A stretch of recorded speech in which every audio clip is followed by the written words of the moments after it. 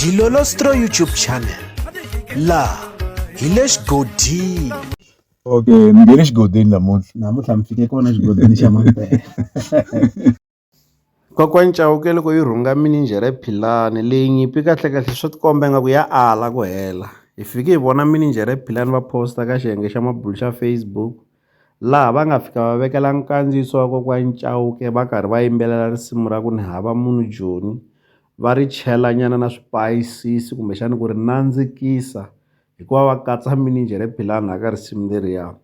Mininjhere philani va fike va tsala leswaku ni ku nohola no huma ka swona va ku khu hi nghoma va chela biriviri xilondzeni mi ta tlhe mi ku ni rhongo ku ve no pfukiwa a ku right ni nge vileli philani hi mina. Se nkandziyiso wa kona hi lowuwani.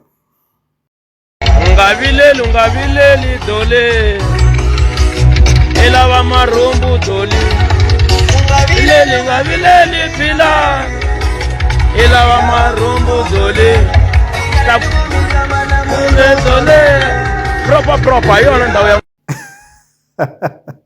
Mi ta va mi swi twini leswaku ri kokwani Chauke hakanene va le ku cheleni ka biriviri xilondzeni. Hi ta tsundzuka leswaku ri mhaka ya marhumbu yi ze yi vanga mbhonyoponyo ku va na howa leyikulukumba eka swiyenge swa mabulu. Se kokwani Chauke va tlhela va yi pfuxa mhaka leyiwani ku ri ku se a hi rivele hi yona. Se mininjhere philani swi tikomba mhaka leyiwani yi nga va hindzisi kahle naswona swi tikomba ingaku swi nga tlhela swi pfuxa nyimpi exikarhi ka mininjhere philani na kokwani Chauke. Leswi hi la ta avelana na n'wina eka Dilolostro YouTube channel. Mi ta avelana na yena mavonelo ya n'wina ka xibokisana xa ku tsala eka xona mavonelo la ka Dilolostro YouTube channel hi le xigodini. Leyi i channel ya n'wina ya ka Gasa. Okay, ni nge le xigodini namuntlha mi fike kona xigodini xa mampela.